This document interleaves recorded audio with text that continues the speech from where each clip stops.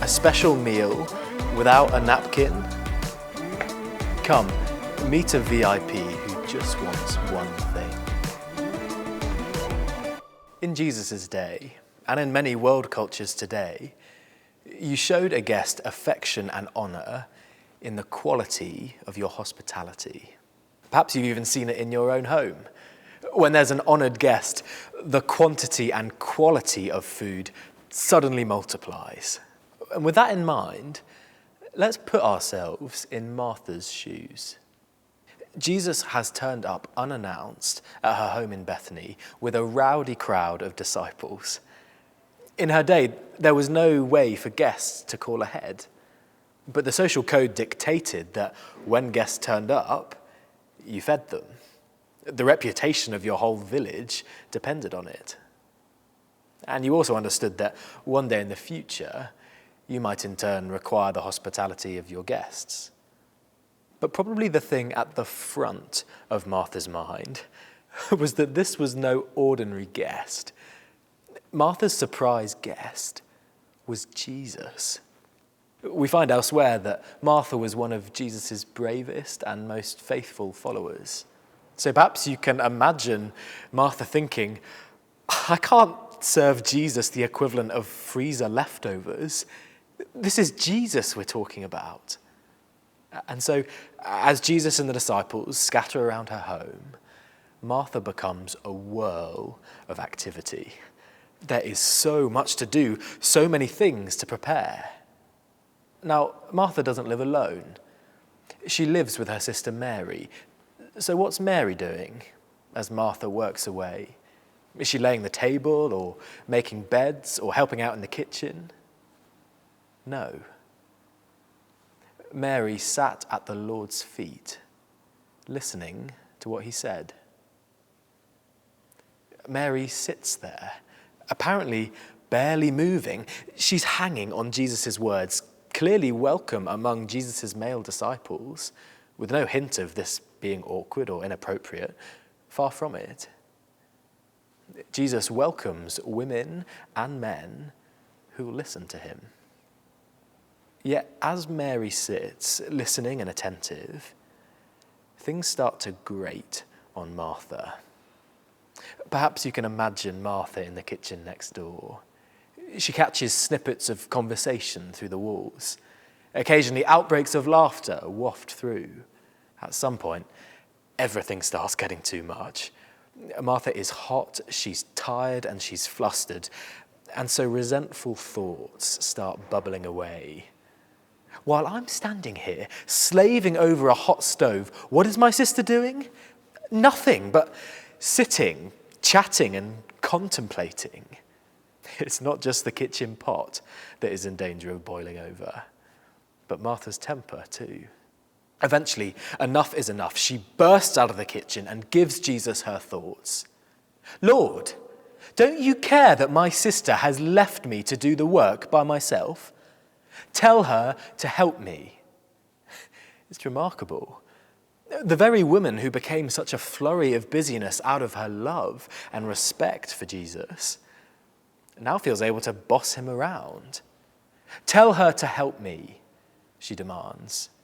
The chances are we may have said very similar things to other people, even to Jesus, when we felt hard done by. But Jesus' response to Martha is kind and beautiful. Martha, Martha, the Lord answered, you are worried and upset about many things, but few things are needed, or indeed only one. Mary has chosen what is better, and it will not be taken away from her. Martha asks Jesus if he cares. Of course he cares. He knows exactly how she's feeling. There's a series of concerns Martha feels worried by, and Jesus understands them all. But he also understands the dangers of her mindset. A good thing, wanting to offer Jesus hospitality, is in danger of becoming a bad thing. Why? Because it might eclipse the only thing of true importance. According to Jesus, only one thing is needed. This may be a play on words.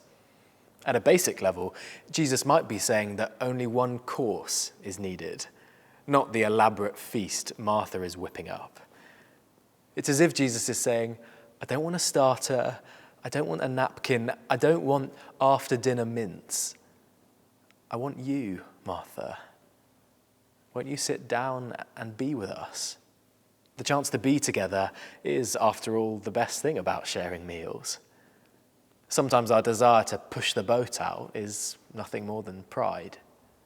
Jesus is encouraging Martha to keep things simple, to maximize her time with him. One Bible scholar notes that the food that Jesus is most commonly described eating in the Gospels is bread. Jesus would have preferred a simple sandwich lunch if it meant Martha could join in. But when Jesus speaks about one thing, there's a deeper reference too. Listen to how Jesus describes Mary's choice.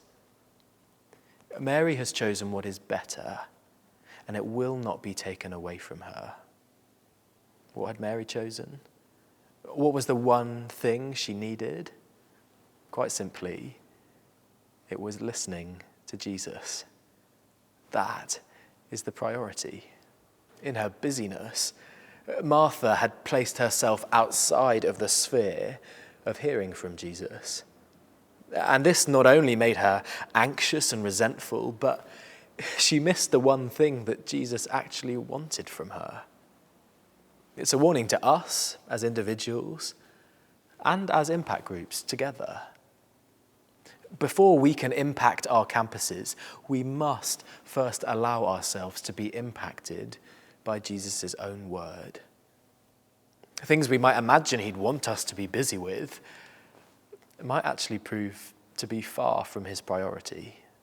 We'll only know if we take time to listen. Jesus' words for Martha warn us not to become so busy working for him that we neglect spending time with him. Christian unions and churches that are characterized by this kind of incessant bustle soon become exhausting, unattractive communities. But when we take time to listen to Jesus, our hearts are won for him again. And we discover that he hasn't primarily come to take from us, but to give to us, supremely at the cross. And that can energize us to serve in a way that no social convention or law or sense of hype ever can. And then, as we step out in love, we'll show our campuses that the one true God doesn't so much want our busyness as he wants us.